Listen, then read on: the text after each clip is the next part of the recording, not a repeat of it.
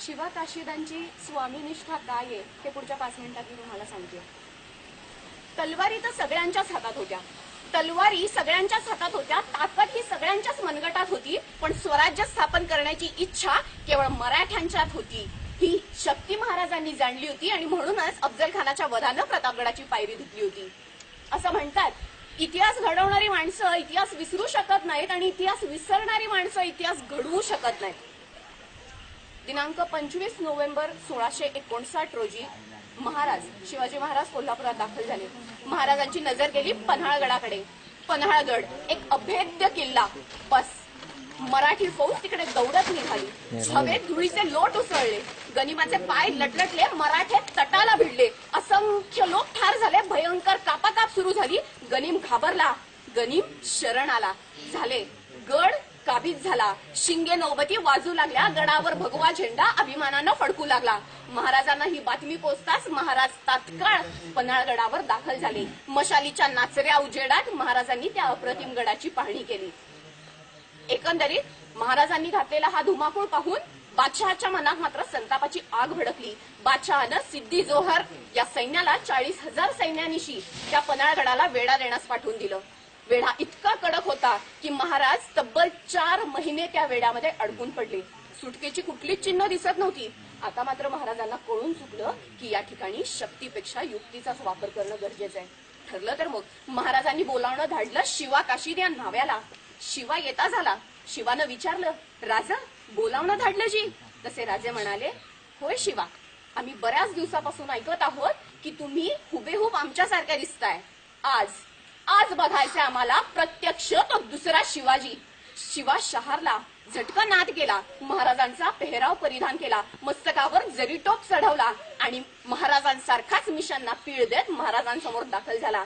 राज कसा दिसतो जी? राजे स्तब्ध, निशब्द. शिवा, अरे आरशात स्वतःचं प्रतिबिंब पाहिल्याचा भास होतोय शिवा. शिवा बोलला, म्हणजे तू सिद्धी जोहर बी मला ओळखायचं नाही? तसे राजे शहारले, अरे शिवा, तुला कसं कळलं की आम्ही आमचं रूप घेऊन तुला त्या सिद्धी जोहरशी तहाची बोलणी करायला पाठवणार ते? शिवा म्हणाला, राज, कधीच तुमच्या संग राहतोय ते का उगाच होय? तुमच्या काळजाचं ठोकं काय सांगताय ते बी कळते आमसनी. राजे शहारले, शिवाही शहारला. दोघांची गळाभेट झाली. दोघेही शहारले आणि नकळतपणे महाराजांच्या डोळ्यातून एक अश्रू घळकन निसटला आणि शिवा काशीदाच्या पाठीवर पडला. कदाचित यापेक्षा मोठी कौतुकाची थाप आजपर्यंत कुठल्याही मावळ्याला मिळाली नाही आणि हीच कौतुकाची थाप शिवा काशीदाला मोठं करून गेली. इकडं सिद्धी जोहरचं सैन्य बेसावत झालं. का तर राजे स्वतः पन्हाळगडावरून तहाची बोलणी करायला येतात आणि राजांनी अगदी याच ढिलाईचा फायदा घेतला. ठरल्याप्रमाणे राजांनी 2 पालख्या तयार केल्या. एका पालखीत ते स्वतः बसले आणि विशाळगडाकडे रवाना झाले, तर दुसऱ्या पालखीत होता महाराजांचं रूप घेतलेला शिवा काशीद. पालखी मार्गस्थ झाली. गड उतरून पालखी खाली आली. राजे आस्ते कदम आत येतात. आईये राजे, आईये. शामियानाचा पडदा उघडला गेला. गळाभेट झाली. इतक्यात ते 2 संशयी डोळे शिवा काशीदाकडे बघून पुटपुटले, ये शिवाजी नहीं हो सकता. तसा सिद्धी जोहर खवळला. म्यानातून शमशेर निघाली, सपकन फिरली आणि बाहेर आली. बता कौन है तू? तसा शिवा बोलला, मैं शिवाजी महाराज हूं. तसा पुन्हा पहिला वार, दुसरा वार, तिसरा वार, वारांची बौछार सुरू झाली. यातनांचा कल्लोळ, रक्ताच्या चिळकांड्या उडाल्या आणि पुन्हा विचारता झाला सिद्धी की बोल, कौन है तू? पुन्हा शिवाचं उत्तर तेच की मैं शिवाजी हूं. आता मात्र सिद्धी जोहर खवळला होता. सिद्धी जोहरचे डोळे गेले ते त्या 2 संशयी डोळ्यांकडे. ते 2 संशयी डोळे म्हणजे दुसरा तिसरा कुणी नसून अफजल खानाचा मुलगा फाजल खान याचे होते. बोल, तुम ये कैसे कह सकते हो कि ये शिवाजी नहीं है? तसा फाजल खान बोलता झाला. म्हणाला, मैंने देखा है शिवाजी को. अफजल खान वधाच्या वेळी कृष्णाजी भास्कराच्या तलवारीनं शिवाजी महाराजांच्या मस्तकावर वार झालाय. हा जर खरा शिवाजी असेल तर त्याच्या मस्तकावरती वाराची खूण पाहिजे. सिद्धी पुन्हा थबकला, पुढे गेला. शिवा काशीदाच्या डोक्यावरचा जरी टोप त्यांनी धुडकावून लावला. पाहतो तर काय, मस्तकावर वाराची खूण नाही. पुन्हा म्यानातून शमशेर निघाली, सपकन फिरली, बाहेर आली. वार, प्रतिवार, पहिला वार, दुसरा वार, तिसरा वार, वारांची बौछार सुरू झाली आणि रक्तानं माखलेला शिवा खाली ढासळायला लागला.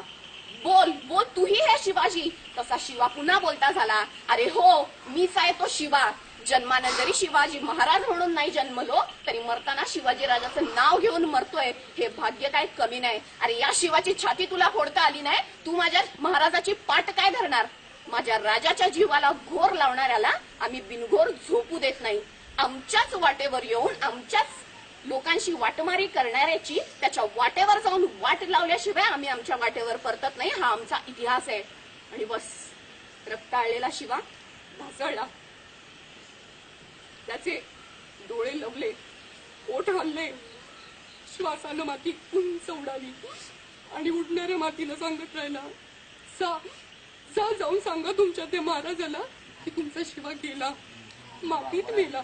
पण सांगा मातीत साठी मेला, फक्त मातीत नाही मेला. कारण मातीत मरणारे अनेक असतात पण मातीसाठी मरणारा केवळ मराठा असतो. बस शिवा ढासळला, रक्ताळलेला शिवा ढासळला, डोळे मिटले, शिवा संपला, एक भगदत्त अध्याय मिटला.